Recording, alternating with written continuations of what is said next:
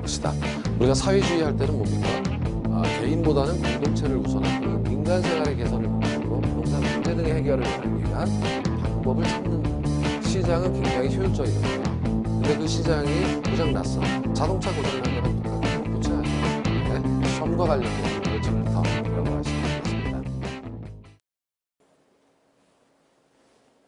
안녕하십니까. 자, 이번 시간은 제 6강이에요. 6강에서는 그 3장, 2편의 3장 점프업 연습 문제하고 그 다음에 스텝 2, 1장의 이론 강의, 수요와 공급과 수요 정도를 하도록 하겠습니다.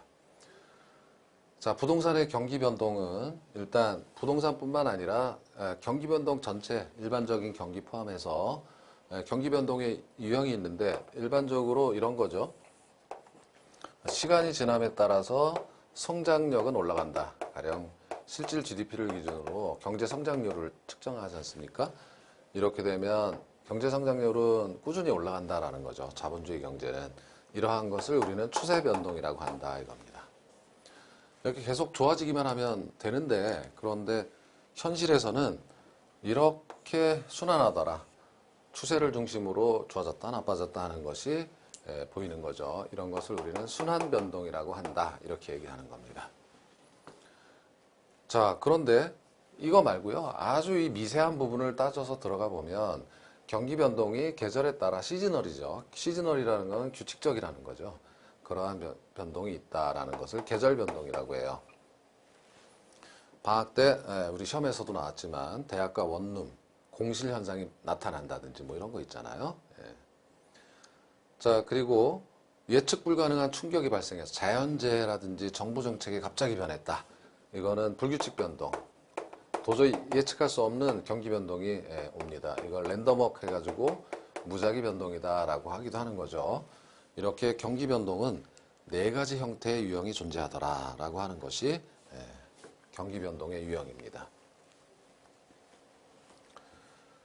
자, 그리고 두 번째는 부동산 경기 변동을 측정할 수 있는 지표들에 관한 내용인데 수요 측면에서는 자, 우리가 GDP만을 보고 이걸 가지고 부동산 경기가 좋다 안 좋다를 할 수가 없잖아요. 여기 부동산도 들어가 있지만 다른 분야의 산업도 다 들어가 있기 때문에 그래서 부동산에서는 부동산 거래량 혹은 택지 분양 실적, 이 택지 분양 실적은 건설회사가 택지를 수요한다 이거예요.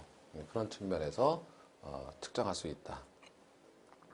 공급 측면에서는 건축 허가량, 허가는 미리 받기 때문에 선행지표고 착공량은 동행지표다. 건축 활동이 활발하구나 이렇게 이제 볼 수가 있는 거고요. 자, 가격도 당연히 수요와 공급에 의해서 가격이 결정되니까 가격 상승이 되면 이제 굉장히 경기가 좋다고 볼 수 있지만 문제는 다른 요인에 의한 것도 있어요. 투기나 인플레이션에 의한 상승은 경기가 좋다고 볼 수 없는 거죠. 이건 거품이니까. 기타 공실률도 중요한 지표이고요. 공실률이 많아진다는 것은 앞으로 건축 활동이 안 좋아진다. 그리고 실제 조사를 할 수도 있어요. 비즈니스 서베이를 해가지고 인덱스를 낼 수도 있다 이건데 이거는 100을 기준으로 해가지고 좋고 나쁨을 현장에서 전문가들한테 물어본다 이거죠. 그래서 100을 기준으로 해서 보통 이상이냐 이하냐를 측정한다라는 그런 내용이에요. 자, 이걸 이렇게 상향시장, 두 번째는 순환 국면이 있는데 부동산 순환 국면은 이렇게 해서 경기가 이렇게 순환을 한다라는 건데 여기는 회복, 상향, 후퇴, 하향 이런 식으로 경기가 순환을 한다는 겁니다. 자, 이 지표가 뭐냐면 이게 부동산 가격이다. 이 높낮이를 가격으로 본다고 했을 때 가격이 상승하겠죠. 회복시장에서는. 거래량, 뭐 가격이라든지 측정 지표들에 관한 내용이에요. 거래량, 아까 보셨던 건축 허가 면적이라든지 측정 지표들. 거래는 회복이 되고 과거 사례 가격은 이제 과거에 여기서 거래된 가격은 앞으로 올라갈 거니까 하한선이 된다. 기준가 혹은 하한선이 된다 이렇게 되는 거고요. 상향시장은 가격 상승 과열, 과거 사례 가격은 역시 하한선이 되는 거고 후퇴시장이 이제 떨어지는 거죠. 새로운 거래의 상한선이 됩니다. 여기서는 앞으로 떨어질 거니까 이 과거 사례는 이제 상한선이 돼서 그 이상 못 가요. 하향시장은 이제 정상 이하로 가는 거니까 새로운 거래 역시 상한선이 되는 겁니다. 그런데 이 순환 국면에는 없지만 안정시장이라고 스테이블 마켓 해가지고 부동산의 고유한 시장이다. 있을 수 있다 이거예요. 이것은 이 순환 국면상 용어를 지칭하는 것이 아니라 어떤 지역적 시장에서 위치가 좋고 규모가 작다 그러면은 위치가 좋으면 불황에 강하고 규모가 작다 그러면은 이거는 어떻습니까? 위치가 좋고 규모가 작다 그러면은 호황에 약하는 거예요. 그러니까 불황에 강하고 호황에 약하다. 이런 시장이 여기 있네요. 호황에는 약하다 그러면은 이게 높낮이가 없다는 거죠. 그래서 이러한 지역적 시장은 경기 변동 가격으로 봤을 때 폭이 별로 없는 스테이블 안정된 시장이다. 이런 시장이 존재할 수도 있다. 뭐 이런 내용이 되겠습니다. 자, 이제는 부동산 경기 변동의 특성은 주거용 부동산은 일반 경기에 역순환하는 경향이 있다. 이건 이제 지우시면 돼요. 제가 이번 강의에서는 지워버렸으니까. 이건 너무 어려워서. 주거용 부동산은 일반 경기하고는 반대로 가는 경향이 있다. 그러니까 이 신용할당이란 은행이 돈을 빌려줄 때 일반 경기가 좋으면 기업으로 가고 안 좋으면 주택으로 가니까 반대 현상이 나타날 수 있다. 일반적으로 그렇다는 거죠. 그러나 상업공업은 이 상업공업 자체가 일반 경기예요. 같이 움직입니다. 부동산 경기가. 그리고 일반 경기에 비해서 주기가 길고 진폭은 크다 이렇게 얘기할 수 있어요. 그러니까 이 주기라는 것은 한 바퀴 도는 거잖아요. 이렇게 뭐 여기서부터 시작해서 여기까지라고 한다면 이게 길어요. 내구성이 강하기 때문에 이 진폭도 굉장히 큽니다. 이 진폭이 크고 주기가 긴 것은 우리가 이론 강의 스텝 2에서 거미집 모형을 통해서 확인할 수가 있는 거죠. 그리고 부분 시장, 즉 부동산 경기는 지역별로 다르고 용도별로 달라요. 여기서 보셨지만. 그리고 저점에서 정점은 길고 정점에서 저점은 짧은 것도 일반 경기와 마찬가지인데 이거는 경기가 성장하는 경제는 이렇게 된다는 거죠. 그래서 정점에서 저점은 길고 저점에서 정점은 길고 정점에서 저점은 짧은 좌우 비대칭성을 갖고 있다. 이런 것을 우리는 비대칭성이라고 한다. 자, 이런 정도의 내용들을 이론 과정에서 여러분께서 배우시게 됩니다. 자, 이제 이론 과정 중에 스텝 2로 왔어요. 스텝 2로 와서 다시 1장으로 돌아와서 수요 공급 이론, 1장 부동산의 수요 공급 중에 1절과 2절을 보시는 건데 수요 공급 이론을 왜 배우냐 이거죠. 그거는 시장 경제를 알기 위해서 그렇다. 시장 경제에서는 수요와 공급의 영향을 받기 때문이다. 기초죠, 기초. 시장 경제의 기초가. 자, 시장 경제라고 하는 것을 시장이라는 것은 여러 사람들이 모여서 거래하는 것이다. 좀 더 구체적으로 얘기하면 상품이라는 개념이 있죠. 우리 1편에서 보셨던 상품이라는 것은 타인을 위해서 매매하는 재화 이거지 않습니까? 이윤 창출을 위해서. 상품이라는 것은 그러니까 이윤 창출을 위해서 생산하고 소비하는 거예요. 생산하는 겁니다. 그러니까 상품이라는 것을 얼마만큼 생산하느냐라는 것이 바로 수요와 공급에 의해서 결정되잖아요. 자, 그래서 어떤 사건이나 혹은 정부의 정책 등이 수요와 공급에 영향을 미치면 시장 경제에 영향을 미친다는 거예요. 생산량이 늘거나 막 이렇게 되는 거죠.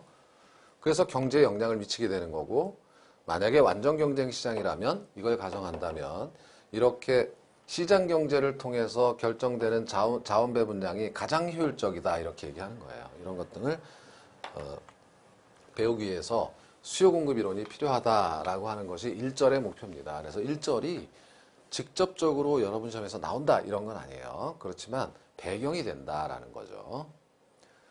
자, 시장 경제를 좀 더 보면 자본주의 경제는 시장 경제예요. 상품 경제입니다. 상품 경제. 상품은 민간에 의해서 생산이 되는 거지만 사회주의 경제는 계획 경제예요.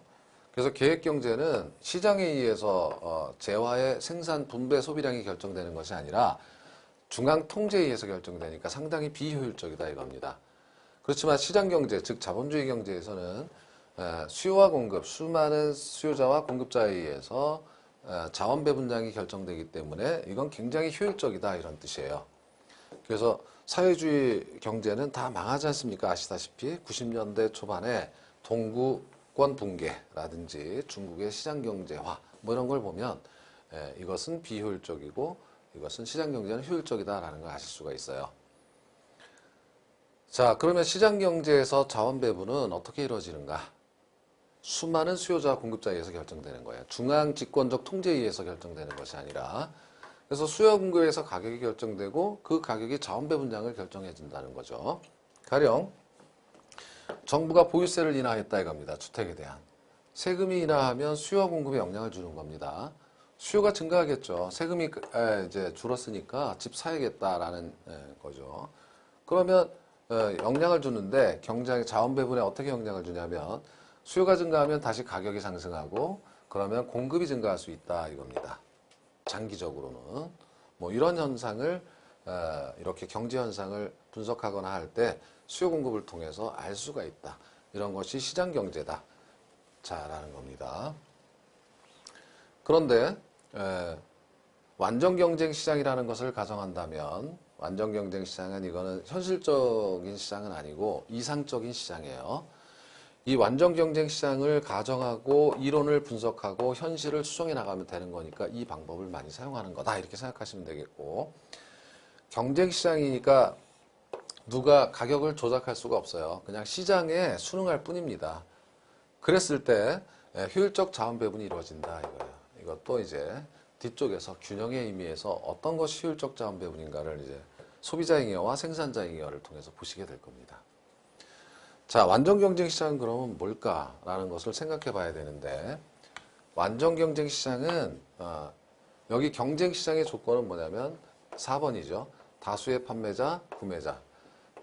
그냥 적당한 다수가 아니라 어마어마한 다수, 굉장히 많은 판매자와 구매자가 시장에 존재하고 있다. 이렇게 되는 거고. 자, 그리고 경쟁 시장이 되는데 이게 퍼펙트하기 위해서, 이게 경쟁 시장이죠. 여기까지 3번, 4번은. 그러니까 시장에 누구든 진입할 수 있고 퇴출할 수 있기 때문에 이렇게 많아진 겁니다. 규제가 없습니다. 퍼펙트하기 위해서는 1번과 2번이 필요하다. 어떤 상품이 다 똑같아요. 이 분필이 100만 개가 있다 그러면 다 똑같은 거예요. 동질적이고 이 상품에 대한 정보를 완벽하게 시장에서 알고 있다라는 것만 갖춰진다면 완전 경쟁 시장이다. 이랬을 때 가격을 누가 조작할 수가 없고 가격은 시장에서 주어진 외생 변수에 주어져 있기 때문에 사람들은 이 가격을 보고 행동하고 그러한 행동이 가장 자원 배분을 효율적으로 해준다. 이런 의미가 있다는 거예요. 이거를 완전 경쟁 시장을 잠깐 보는 이유는 수요 공급 이론의 기본은 이러한 완전 경쟁 시장을 전제로 해서 분석을 하는 거예요. 실질적으로 주택시장 이런 데는 완전 경쟁 시장 아니에요. 시장은 완전 경쟁 시장은 거의 없다. 그렇지만 이걸 토대로 분석하겠다. 자, 불완전 경쟁 시장이 현실인데 이거는 완전 경쟁이 아닌 여기다 앞에다가 아닐 불자를 써서 쓴 거죠. 이 시장에는 가령 독점 시장 하게 되면 독점은 생산자가 유일해요. 한 명입니다. 과점은 생산자가 소수입니다. 여기도 경쟁 시장이긴 하지만 자사 제품에 대해서는 독점적이에요. 그렇죠? 가령 라면이라든지 뭐 이런 시장이 이렇게 되겠죠. 대부분 공산품이 여기에 해당하는데 이렇게 되면 자, 일단 독점이나 과점을 생각해 보면 어떻습니까? 여러분 생각에 가격을 스스로가 결정해요. 자, 가격을 스스로 프라이스 세터입니다. 가격을 스스로 결정할 수가 있어요. 그래서 자원 배분량이 사실 적어져요. 이번에도 기름값, 석유값이 많이 떨어지니까 오페크가 다시 나타나서 생산량을 오페크는 여기죠. 과점이죠. 줄이자. 쿼터제를 하자. 그래서 가격을 높게 유지하려고 하잖아요. 그럼 이거는 시장이 굉장히 비효율적이다. 기름값은 올라가고 소비량은 줄고 이런 겁니다. 그래서 이런 거는 가격을 스스로 결정하기 때문에 과소 생산 가능성이 많아져요. 이건 부동산 정책론에서도 보시겠지만 그리고 이 독점적 경쟁 시장은 자사 제품에 대해서는 또 자기가 가격을 결정할 수 있어요. 그러니까 독점이나 과점은 아니라도 자사 제품에 대해서는 어떤 경쟁력을 갖고 있다. 가격 결정력을 갖고 있다 이겁니다. 그래서 비효율적으로 자원이 배분이 되더라 이런 뜻입니다. 그래서 부동산 시장은 이렇게 불안정 경쟁 시장이죠, 당연히. 자, 그렇지만 지금 2절에서 배우시게 될 수요 공급 이론 중에 내용들은 전부 완전 경쟁 시장을 전제로 해서 분석하는 것이다. 자, 일단 수요의 개념은 뭐냐면, 수요는 이거는 굉장히 중요한 개념이에요. 사후적으로 샀다. 구매량이, 사과 한 박스 샀다. 그게 수요량이 아닙니다. 구매량하고 다른 개념이에요.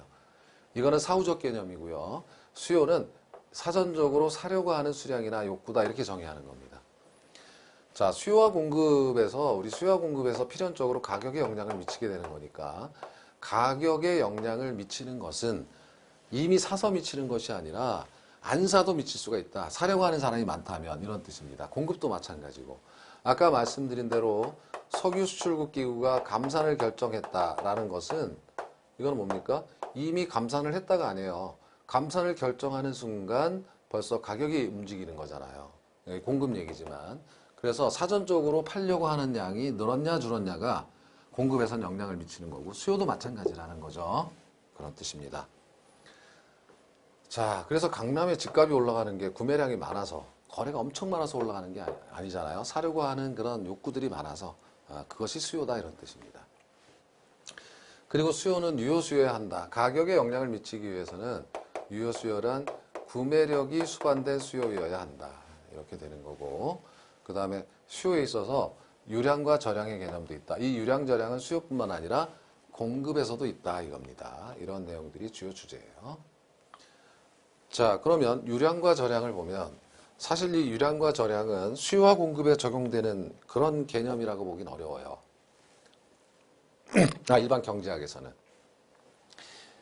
경제 별량들이 있는데 경제 별량들을 유량이냐 저량이라고 구분하는 것이고, 일반적으로 수요 공급은 사실 부동산 같은 경우를 제외하면 다 유량이에요. 그러니까 이제 그런 개념을 안 쓰는데, 그런데 부동산학에서는 의미가 있다 이겁니다. 자, 유량이라고 하는 것은 여기 있잖아요. 저량이라는 것을 먼저 볼까요? 저량은 말 그대로 저수지, 비축할 저자, 비축된 양이에요. 영어로는 스탁이고 저량이에요. 그러니까 일정 시점의 존재량이라고 할 수 있어요. 여기 호수의 물이 얼마나 몇 톤이나 되는가, 이게 저량입니다. 일정 시점에서 2016년 5월 1일 현재 100만 톤이 존재한다. 그럼 이게 저량이죠. 비축되어 있는 양이 바로 스탁입니다. 가령 이 경제별량 중에 통화량 이런 게 통화량, 글씨가 왜 이렇게 안 써지죠? 통화량 이런 것도 지금 돈이 얼마나 있는가, 외환 보유고, 달러는 얼마큼이나 존재하고 있는, 비축하고 있는가, 외환 보유고, 이런 건 다 저량이라는 개념이고, 이러한 저량 개념은 이제 경제학에서 이렇게 나왔던 개념이에요. 자, 유량이라고 하는 것은, 유량은 이번에는 시간 개념이 있어요. 2016년 5월 1일 날 100만 톤이었지만 장마가 지고 비가 와가지고 2016년 9월 1일 딱 보니까 110만 톤이 되었다라고 하는 개념이 유량입니다. 자, 110만 톤 자체는 저량이죠. 그러나 이 기간 사이에 10만 톤이 흘러 들어왔어요. 일정 기간 동안에 새롭게 흘러 들어온 양이에요. 여기서 보더라도 흐를 유자, 흘러 들어온 양, 나간 양도 마찬가지겠죠. 흐르는 양이고 플로우예요. 흐르는 것. 스탁은 고정되어 있는 거고 플로우는 흐르는 겁니다. 따라서 유량은 시간 개념이 있고 일정 기간 동안 이렇게 측정하는 지표다 이런 거예요. 가령 경제학에서 나온 거니까 경제 별량 중에서는 GDP다. 국내 총생산. 국내 총생산은 일정 기간에 걸쳐서 생산하지 않습니까? 가령 2015년 GDP가 얼마냐라고 얘기한다면 일정 시점에 존재하는 양이 아니라 2015년 1월 1일부터 12월 31일까지 생산된 재화 서비스의 총량을 시장 가치로 표현한 거니까 일정 기간에 걸쳐서 생산된 거다. 이런 개념입니다. 그래서 이렇게 나왔지만, 그런데 왜 부동산학에서는 유량저량을 수요 공급에 응용시켜서 자꾸 물어보는가? 자, 일단 이런 사례를 한번 살펴보기로 해요. 부동산의 유량과 저량인데 여기 주택인데요. 2016년 1월 1일 주택수가 1,400만 호가 존재했었다. 그럼 저량이죠. 존재하는 양 저량입니다. 그런데 2016년 12월 31일 현재는 1,500만 호가 존재한다. 이것도 저량이죠. 일정 시점에 측정하면 저량이에요. 분석 기간을 1년으로 놨을 때 1년 동안 100만 호가 유입됐습니다. 1년 동안 시간 개념이 있죠. 얘는 유량이에요. 그래서 이렇게 새롭게 생산돼서 들어온 양, 신규 주택 이런 건 유량이에요. 이 사이에 새롭게 만들어진 거니까 신축주택, 신규주택은 유량이고 기존에 존재하는 재고주택은 저량의 개념이다. 이렇게 얘기할 수가 있다는 겁니다. 물론 여기 이제 철거하는 주택이 없다고 가정하는 거죠. 이런 거고요. 그러면 우리 시험에서 나오는 이제 유량과 저량을 한번 생각해 보자면, 여기서 이제 이렇게 보면 부동산학에서는 저량의 개념이 중요해서 저량 공급 뭐 이런 걸 보는 거죠. 왜냐하면 주택은 저량이 많죠. 일반 제화는 거의 유량인데 새롭게 만들어지는 게 거래되는데 주택은 어때요? 저량. 저량. 기존에 있는 재고주택이 많아서 내구성 때문에 그래요. 자, 그리고 나서 이제 유량과 저량에서 일반 상품의 수요 공급은 새 건물을 기준으로 이루어지니까 이제 유량을 따지는 건데 부동산과 달리. 자, 여기서 기간이 있어요. 단기 순이익은 1년, 이 단기가 해당 기간 동안 흘러 들어온 순이익. 지대 수입도 월이냐 년이냐 기간으로 측정하는 거고 가계소득 마찬가지고 GDP 아까 말씀드렸고요. 아파트 생산량도 새롭게 생산된 것은 신규주택일 거고 이러한 신규주택 생산량은 일정 기간 동안에 지어져서 들어온 거니까 유량의 개념이다 이렇게 얘기할 수가 있는 겁니다. 자, 저량이란 가령 재고주택, 중고주택 수량 지금 현재 존재하고 있는 수량이죠. 외환 보유고 아까 통화량, 국부 지금 현재 우리나라의 재산은 얼마냐, 실물 자산, 자산 가치 뭐 이런 거 다 특정 시점에서 측정하는 거예요. 서울시 인구가 1000만 미만으로 줄었대죠. 그래서 뭐 2016년 현재 900만 명이다 하면은 일정 시점에서 측정하는 스탁이에요. 저량의 개념입니다. 그래서 가장 이 문제가 나왔을 때 핵심은 기간을 재어서 측정하는가 아니면 일정 시점에서 측정하는가라는 것에 핵심이 있어요. 이것이 유량과 저량입니다. 자, 이렇게 해서 되셨고 유효수요는 아까 잠깐 보셨지만 구매할 능력과 의사가 있는 수요다. 수요 공급에서는 가격에 영향을 주는 거고 가격에 영향을 주는 것은 바로 유효 수요입니다. 잠재 수요 이런 건 안 돼요. 잠재 수요는 구매력 뒷받침이 없어요. 지금 내가 돈 벌면 사야지 하니까 가격에 영향을 못 미치는 겁니다. 그래서 유효 수요야 한다. 수요는 이렇게 이제 정리를 하셔야 됩니다. 자, 그리고 수요의 개념 중에 개별 수요와 시장 수요가 있는데 이건 개념일 뿐이에요. 실제 이렇게 조사하지는 않습니다. 그래서 우리가 원하는 것은 시장 수요예요. 우리는 시장 경제를 이해하는 거지 부동산 시장을 이해하려는 거죠. 어떤 개인을 이해하려고 하는 게 아니거든요. 그래서 시장 수요는 어떻게 구하냐 그러면 개별 수요량을 전부 더하면 된다 이 뜻입니다. 수요표에 이게 나와 있는데 가령 이것은 자 시장에는 하나, 둘, 셋, 넷, 최씨까지 4명만 존재한다라고 가정을 하고 이게 이제 사실은 옛날에 국민은행 주가였는데 지금 많이 내렸죠. 자, 어쨌든 이 물건을 59,000원에 김씨는 150개를 사려고 한다. 150주. 이게 주식이에요. 그러나 너무 비싸다고 생각한 박씨, 이씨, 최씨는 사지 않는다. 각 가격 수준에서 전부 더하면 150개 시장 수요량이 된다 이겁니다. 그리고 58,000원. 자, 이게 수요법칙 성립하죠. 가격이 떨어지면 더 사려고 하죠. 여기도 드디어 나타났어요. 190개. 가격이 더 떨어졌더니 더 늘어납니다. 그죠? 그리고 56,000원일 때 더 많은 이런 수량을 사려고 해서 수요가 늘어납니다. 그래서 나중에 정리를 하겠지만 이 가격과 수요량과의 집합을 우리는 수요라고 한다.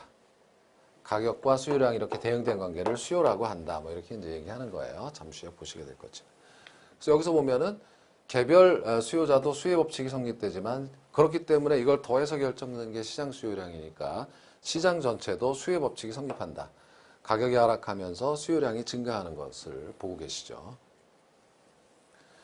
자, 그러면 이러한 아까 보셨던 수요는 어떻게 결정되는가? 해당 제외 가격이 있고요. 그래서 해당 제외 가격에 의해서 결정되는 것을 수요 법칙이라고 하고 해당 제외 가격이 아닌 다른 요인도 있고요. 그 다른 요인은 뭐 대체재, 보완재, 소득금리, 선호도 등이 썬법에서 한번 보신 거예요. 자, 이렇게 많은 변수들을 한꺼번에 분석할 수는 없어서 우리는 이런 방법을 사용합니다. 부분 분석. 시험 문제를 보면 다른 조건은 모두 일정하다고 가정한다. 이렇게 되잖아요. 일정하다고 가정하고 하나씩 하나씩 분석합니다. 가령 수요의 법칙은 얘가 변하지 않는다는 전제하에서만 성립되는 거예요. 그렇죠? 변수 하나씩 분석하겠다. 이러한 가정하에서 가격과 수요량의 관계인 수요 함수나 이것을 그림으로 표현한 수요 곡선이 나타난다 이거예요. 수요 함수나 수요 곡선은 가령 다른 조건, 얘는 변하지 않는다고 가정하고 가격과의 관계만을 본 겁니다. 물론 얘네들도 하나씩 볼 때는 다른 조건이 변하지 않는다고 가정하고 부분 분석을 하는 거예요. 자, 그러면 수요의 결정 요인을 하나씩 이제 보도록 하죠. 지금은 전체를 봤으니까. 자, 해당 제어의 가격은 기본 조건이 뭐냐면 가정이 그래요. 소비자는 주어진 조건 하에서 어떻습니까? 주어진 조건 하에서 효용 극대화를 위해서 행동한다라는 것이 가정이에요. 우리가 1편에서 의사결정식 접근 방법을 보셨지만 의사결정식 접근 방법은 소비자, 합리적 존재예요. 그래서 내 소득은, 월급은, 연봉은 뻔한데 그 주어진 연봉 하에서 어떻게 하는 것이 효용 극대화일까를 생각해서 행동한다 이겁니다. 그래서 해당 제어의 가격이 하락하면 이거 더 사고요. 해당 제어 가격이 상승하면 대체재 사는 게 낫죠. 이거 줄이고. 그래서 효용 극대화를 하려고 한다. 이런 논리가 나오는 거예요. 이것이 수요의 법칙이다 그랬습니다. 자, 해당 제어의 가격이 아닌 다른 요인도 분석하는데 이런 변수들을 분석할 때는 다른 조건은 일정하다는 가정하에 한 번에 하나의 변수씩만을 분석한다. 이렇게 이제 얘기할 수가 있다는 겁니다. 자, 이제는 그 해당 제어 가격 이외의 요인인데요. 그거는 대체재가 굉장히 중요해요. 여기 별표가 있지만 굉장히 중요하고 그 대체재 가격이 상승하면 가령 아파트가 해당 제어하다 그러면은 그 점퍼 문제에서도 가령 빌라의 가격이 상승하면 빌라의 수요가 줄겠죠. 그럼 준 수요가 어디로 갔어요? 이걸 사려고 하다가 아파트로 가는 거죠. 수요가 증가합니다. 반면에 대체재의 가격, 즉 빌라의 가격이 하락한다면 빌라의 수요가 증가하죠.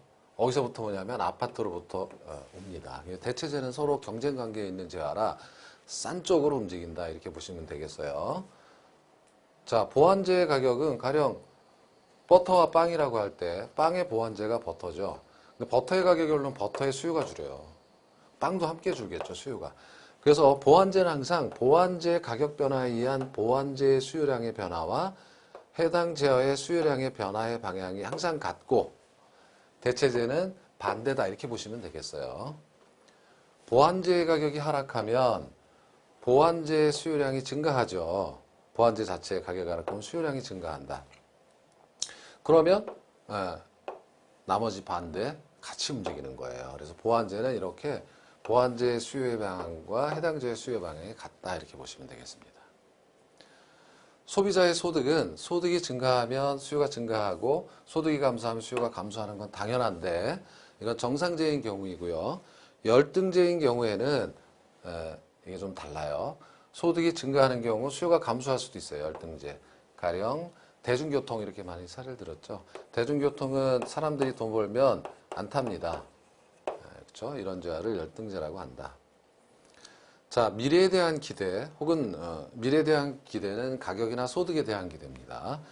가격이 상승할 것으로 예상하면 빨리 사야 되고 가격이 하락할 것으로 예상하면 안 사야 됩니다. 수요가 줄고요. 내가 돈을 많이 벌 것 같으면 땡겼습니다. 수요가 증가하고 소득이 앞으로 감소할 것 같으면 이제 허리띠 쫄라매야 돼요. 수요가 확 줍니다. 자, 그리고 소비자의 기호나 취향도 혹은 선호도도 수요에 영향을 미친다. 이렇게 되는 거고요. 그래서 선호도가 증가하면 수요가 증가하고 선호도가 감소하면 수요가 감소한다라는 건 당연한 내용입니다. 그리고 인구가 증가하면 수요가 증가하고 금리가 증가하면 상승하면 수요는 감소하는 거고 세금이 올라도 수요는 줄고 가구 분리라는 것은 이제 사람들이 나눠 쪼개지죠. 수요가 가구가 예를 들면은 이제 독립하니까 자꾸 어떻습니까? 소가족 단위로 분리해 나가니까 수요가 증가하는 거고요. 규제 하나도 수요를 증가시키는 요인입니다.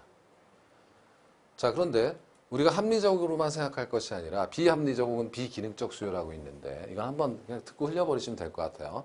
배불린 효과라는 것은 비싸다는 이유로만 사는 겁니다. 과시소비라고도 하죠. 예, 비싼 이유로. 명품을 소비해서 이게 보여줘야 되지 않습니까? 편소 효과는 남들이 하는 대로 따라하는 거고, 백로 효과는 이거는 까마귀 노는 곳에 백로야 가지 말라. 남들과 반대로 하는 겁니다. 잘 안 하는 거예요.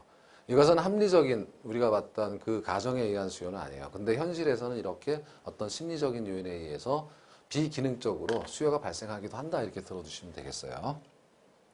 부동산에서 이런 게 많을 것 같아요. 좀 더. 자, 이제는 이 수요의 결정 요인들을 좀 더 체계적으로 분석하기 위해서 수요 함수라는 개념으로 들어갑니다. 함수라는 것은 인과관계를 보여주는 것을 함수라고 해요. 원인이 있으면 결과가 있다. 그래서 수요 함수의 정의는 원인은 뭐냐면 수요에 영향을 주는 변수들이고 이게 원인이고 수요량이 그 결과예요. 이거를 표현하는 식이 이렇게 수요량은 가격 혹은 다른 조건이 일정하다고 가정하면 가격에 영향을 받는다 이겁니다. 그러니까 가격 이외의 요인은 빼고 가격만 보자 이 얘기예요. 우리 시험 수준은. 자, 그래서 수요 함수는 어떻게 구하는가라는 겁니다. 가령 시장 수요량이 100원일 땐 400이고 시장에는 2명만 존재한다고 가정하고요. 더하면 되죠. 그리고 200원일 때는 300이라고 가정하자. 그리고 1차 함수를 가정한다는 것은 자, 수요 함수 QD는 A 플러스 BP다. 1차 함수. 뭐 제곱도 없고 이렇게 단순하게 가정해보고 그럼 이거는 뭐냐면 수요량이 400일 때 이때는 가격이 100원이다 이거죠. 100B. P의 100이에요. 그리고 수요량이 300일 때는 가격이 200원이다 이거죠. 200B. 이 두 개를 가지고 AB를 구할 수 있다 이겁니다. 수요 함수다 이게. 그럼 위에서 아래를 빼주면 100이 되는 거고 이건 지워지죠. 여기서 빼서 마이너스 100B가 됩니다. 따라서 B는 마이너스 1이 되는 거고요. 그리고 A는 어떻게 되냐면 마이너스 1을 어디에 대입해도 되겠죠? 마이너스 1을 대입하면 더하면 넘어가서 500이 되는 거예요. 여기다 마이너스를 해도 넘어가서 500이 되죠. 그러니까 이것은 뭐냐면 자, 결론적으로 수요 함수는 QD는 마이너스 1, 500. 그러니까 A는 500이니까 500 더하기가 아니죠. 마이너스 1이니까 마이너스 P. 이게 수요 함수라는 거예요. 기본적으로. 그러니까 여기 P가 100일 때는 400이 되죠. P가 200일 때는 500에서 200, 300이 되죠. 이런 식으로 구한다 이겁니다. 이건 구경만 해보시면 되겠죠. 시험에서 이거 구하라 이렇게는 안 나올 테니까. 역수요 함수라는 것은 이걸 P로 정리하면 돼요. 이걸 P로 정리하면 P가 넘어가고, 그죠? 그리고 500-QD 이런 식으로 해서 이거를 QD로 정리하지 않고 가격으로 정리하면 역수요 함수다 이렇게 얘기하는 겁니다. 자, 이것이 수요 함수다. 이렇게 해서 수요 함수를 구할 수가 있다라는 겁니다. 그럼 이 수요 함수를 통해서 우리 그 수요 곡선을 그릴 수가 있죠. 이런 경우에 100원일 때는 400원의 수요량이 있고 200일 때는 300개의 시장 수요가 있으니까 이렇게 우하향하는 수요 곡선을 보여준다. 수요 곡선은 가격과 수요량의 사이의 관계를 보여주는 그래프다. 이렇게 볼 수가 있는 겁니다. 자, 그러면 이렇게 앞서서 수요 곡선이 우하향하는 이유, 수요의 법칙이 성립하는 이유는 대체 효과와 소득 효과로 설명할 수 있다 이겁니다. 대체 효과는 가령 아파트 가격이 하락했다고 가정했을 때 다른 조건은 일정하기 때문에 빌라나 연립 이런 거는 가격이 변하지 않아요. 대체재들이. 그럼 아파트의 상대 가격이 하락했다 이겁니다. 그러면 수요가 증가하는 거죠. 가격이 하락했으니까. 이 대체 효과라는 것은 아파트의 상대 가격이 하락했으니까 빌라나 연립으로부터 새로운 수요가 창출되는 거예요. 이거는 새로운 수요가 창출되어서 수요량이 증가하는 경우다 이렇게 되는 거죠. 대체재인 연립에서 아파트로 수요가 이동한다. 대체 효과고요. 또 하나 가격이 하락하면 실질 소득이 상승이 되는 거죠. 전에 점프업에서 지난 시간에 봤지만 아파트 가격이 2억에서 1억으로 떨어졌다면 다른 조건이 일정하다면 두 채 살 수 있어요. 소득 효과. 정상제라면 소득이 증가하면 정상제는 수요가 증가하는 거죠. 이거는 참고로만 열등제인 경우에는 소득이 증가하면 수요가 감소하는 게 열등제죠. 그러니까 수요가 주는 요인이지만 항상 대체 효과가 더 커요. 그러나 예외인 경우에 이 대체 효과보다, 그러니까 여기서 수요가 100이 증가했으면 얘가 40이 감소해서 총 수요는 60이 증가하는 경우가 일반적인데, 기펜제 같은 경우 소득 효과가 더 큰 경우에는 가령 여기에 100이 감소하고 여기서 뭐 60이 증가했다라고 하면 총 40이 감소하죠. 이렇게 소득 효과가 열등제인 경우 더 큰 경우에만 수요법칙 위배 현상이 발생한다. 이걸 우리는 기펜제라고 하는 거예요. 이거는 무시하시고 이것만 기억합니다. 참고만 해보시고요. 기펜제는 수요법칙에 예외가 있을 수 있다라는 걸 참고만 해보시고 우리 시험에서는 이렇게 나오는 거죠. 자, 가격 변화에 의한 수요량의 변화가 이어질 때 이것은 가격 효과라고 하는데 그것은 대체 효과와 소득 효과를 통해서 이루어진다. 여기는 대체 효과는 항상 증가하고 여기는 정상제인 경우에 증가한다. 열등제 사례를 한번 봤었습니다만. 자, 그리고 굉장히 중요한 요인이라 내용이라 별표가 치워져 있어요. 별표에서는 수요량의 변화와 수요의 변화를 구분합니다. 자, 여기서 이렇게 가는 게 수요량의 변화예요. 100원일 때 400이었고 200원일 때 수요량이 300이었다. 이게 수요량의 변화고 수요량의 변화는 이게 가격 변화에 따라서 수요량이 말 그대로 어떻게 변하는지를 보는 겁니다. 곡선 상에서 이렇게 이동하는 거예요. 자, 그런데 수요의 변화는 이제 얘기가 달라요. 수요의 변화는 어떤 거냐면 가격 이외의 요인이 변했을 때, 가격 이외의 변했을 때 수요량의 변화로 곡선 자체가 이동한다.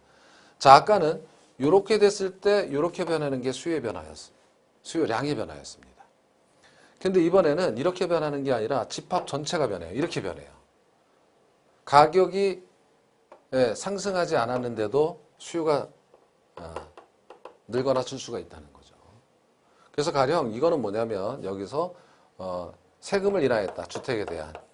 그러면 100원일 때 400을 사려고 하다가 600을 사려고 한다. 이런 내용이죠. 그러니까 가격이 변하지 않아도 수요가 증가할 수 있는 겁니다. 수요량의 변화는 가격이 변해야 되지만 마찬가지예요. 200원일 때 세금 인하 때문에 300을 사려고 하다가 500명이나 사려고 한다. 증가했죠. 즉 가격 이외의 요인이 변하면 이렇게 변하는 거예요. 이것은 자 그림상 어떻게 돼요? 수요 곡선의 이동으로 나타나죠. 가격이 100원일 때 400을 사려고 하다가 600을 사려고 이렇게 늘어난 거예요. 이게 바로 이렇게 늘어난 이유가 뭐 금리나 혹은 세금이나 이런 겁니다. 그렇죠?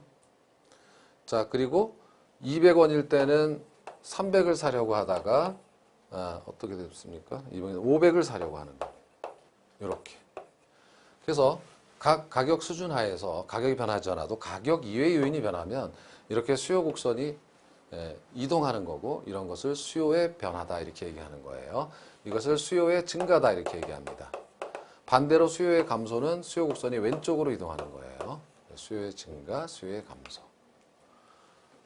자, 플러스에 있는 내용은 이제 대체제 보완제가 수요에 있어서 중요하니까 그림을 통해서 한 번 더 훈련하자는 정도로 보시면 되겠습니다. 그래서 가령 X제 가격이 상승하면 X제 수요량은 줄죠. X제. 그죠? 근데 여기 올라갔다는 것은 YJ 수요량이 증가한 거예요. YJ 수요량이. X제 줄고 Y제로 증가한 거는 X제 줄이고 Y제로 바꿔 탔다. 서로 대체관계에 있다 이렇게 얘기할 수가 있는 겁니다. 반대로 보완제는 X제, Z제인데 이 경우 가령 하락했다. X제 가격이 하락했다고 가정하면 X제 수요량은 증가하죠. 그런데 YJ 수요, ZJ 수요도 함께 증가했어요. 이거 같은 방향으로 움직이는 거는 보완제죠. 그래서 보완관계에 있는 제와다 이렇게 훈련을 한 번 더 해보시라는 얘기입니다. 자, 이번 시간에는 이렇게 이론 과정을 봤는데 여기 1절과 2절 이렇게 그죠? 점퍼 연습 문제 마무리하고 봤습니다. 자, 다음 시간에는 1장에 뭐 여기 탄력성을 다 못 끝내고 3절과 4절 부동산 균형의 의미 요거 3절과 4절에 스텝 2 이론 과정을 강의하도록 하겠습니다. 고생하셨습니다. 고맙습니다.